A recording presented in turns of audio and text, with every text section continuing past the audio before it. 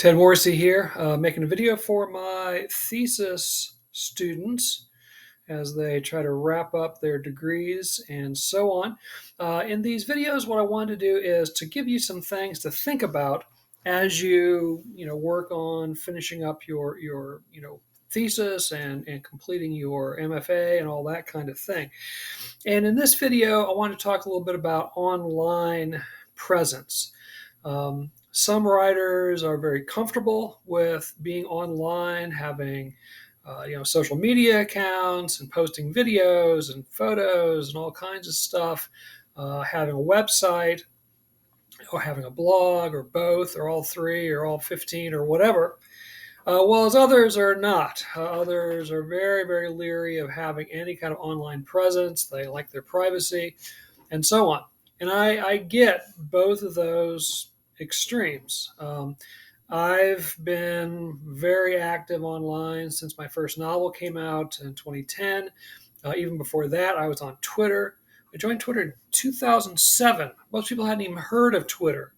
In fact, I wrote articles in the early days about why writers might want to, get an account on this thing called Twitter, which isn't even called Twitter anymore. And that's actually one of the points I want to talk about. So, how effective online presence is in terms of getting people to read your work is questionable. As I say, I've been about as active as anybody can be, and I clearly am not a household name yet. I have not cracked the code in terms of how to get more than a handful of people interested in reading my stuff. But nevertheless, I do think having some kind of an online presence as a writer is a good idea. I don't believe that, for the most part, potential readers will search for stuff to read and somehow find your website or your X account or whatever it might be and read about one of your books and say, oh my gosh, that sounds really interesting. I'm going to go get that book. I'm going to get hold of that. Maybe once in a while, I've maybe had a few times over the years where that's happened, where someone's stumbled across me on the internet and bought one of my books, perhaps, but it's rare. I think more common is that people read you somewhere and they're interested in who you are as a writer. And so they look you up, and lo and behold, you've got a website or some kind of online presence, and they go and they find out more about you. And then maybe if you have information that they can use to get other stuff that you read, then maybe they pursue that.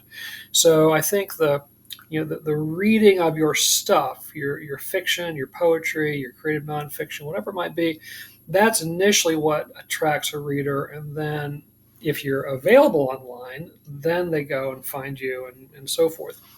And so I do think it's worthwhile to have some kind of online presence, even if you are a little bit, camera shy and would prefer not to. I think it's very, very hard now to be an author and have no sort of online presence. Actually, this morning, just for kicks and grins, I was watching a video about Thomas Pynchon, author of Gravity's Rainbow and V and Vineland and a bunch of stuff.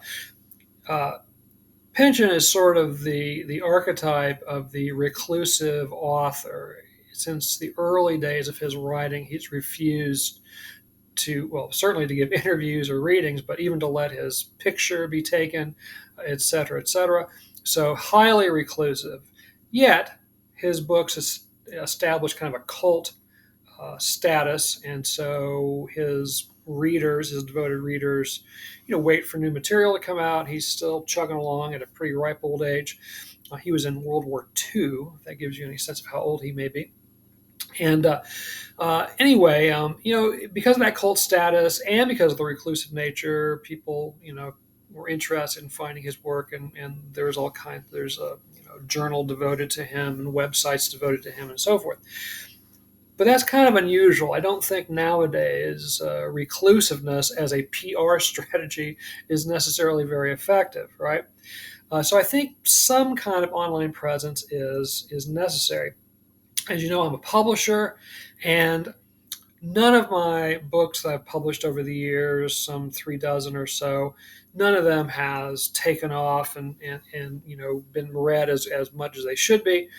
But I have noticed that my authors who have an online presence of some sort versus the ones that are completely opposed to it and they don't want to be on social media, they don't want to have websites, they don't want to have whatever, um, that the ones who do have some kind of presence seem to do a little better, at least in terms of book sales, especially when their books first come out, and so on. Those who are completely anti, web, it's hard. It's hard to get the information out. I mean, I post on my X feed and on the press's X feed and on Facebook and Instagram, but without being able to link to them, it doesn't really go anywhere, right? And ideally, you could link to them and then they could share. So it can work in terms of getting the word out. And again, now whether that translates into someone ultimately buying the book, that's a whole nother issue.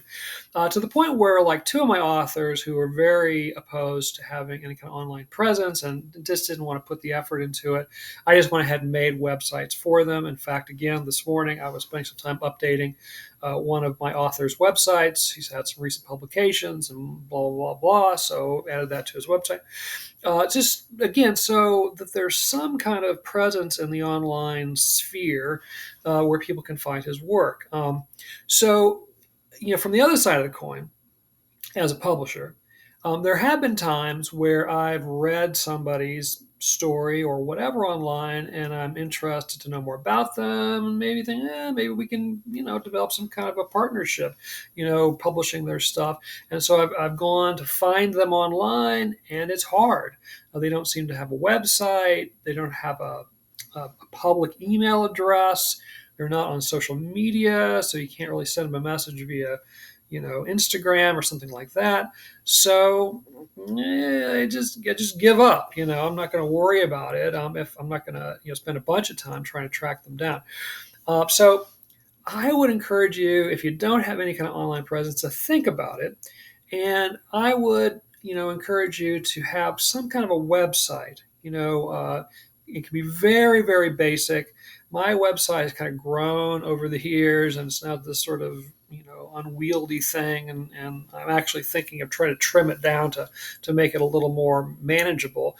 But some kind of a just very basic website, that has obviously your name. I think an author photo is a good idea, but if you don't want to put your photo on there, some kind of graphic presence, right? Um, and just a little bit of background information about you. And again, it doesn't have to be highly personal, just maybe about your education or about some things you published or where you're from originally, or really whatever. I mean, you don't have to get too detailed. um, and then lists of things that you have published, and if you have online publications, stories or poems or essays or what have you, that have been published online. It's nice to give a little link so someone can click on and see what else you've written and so on. And obviously, if you have book publications, having links to those is really important too, whether it's Amazon or whether it's some other outlet, where people can get a hold of your books, Smashwords or whatever it might be, right? If it's digital text, that kind of thing. And this is important, some kind of way of contacting you. If you don't want to put your email address, the one you use all the time, on your website, I get it.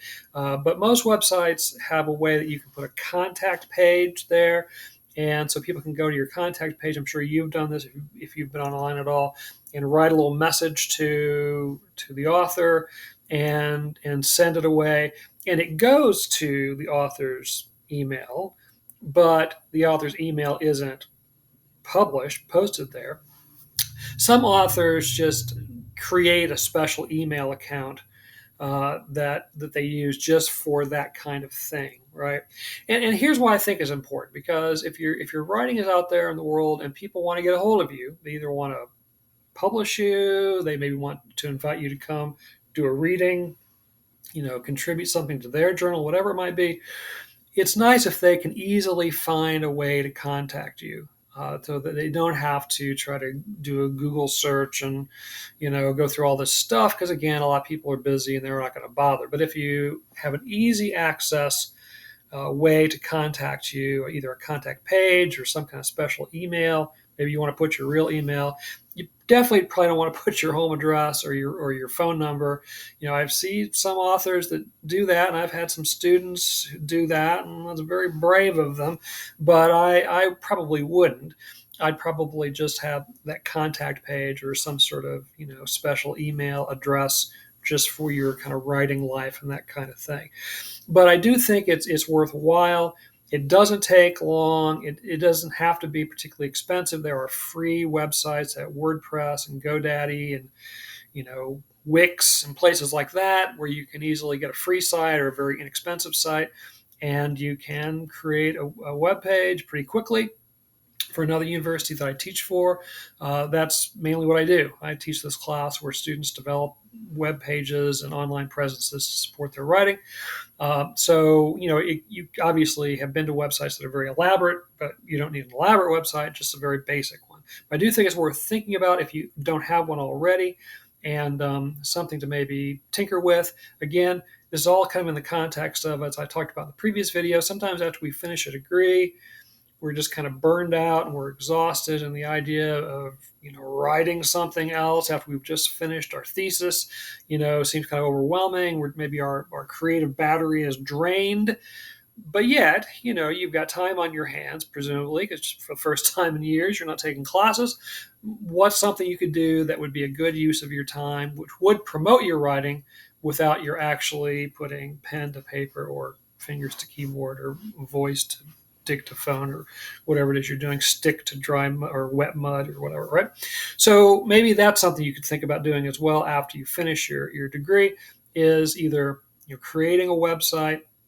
Of all the social media accounts out there, it's hard to keep up with. Facebook had been sort of the place, and if you were an author, particularly a published author, it was a good idea to have a Facebook page, a fan page, whatever you want to call it.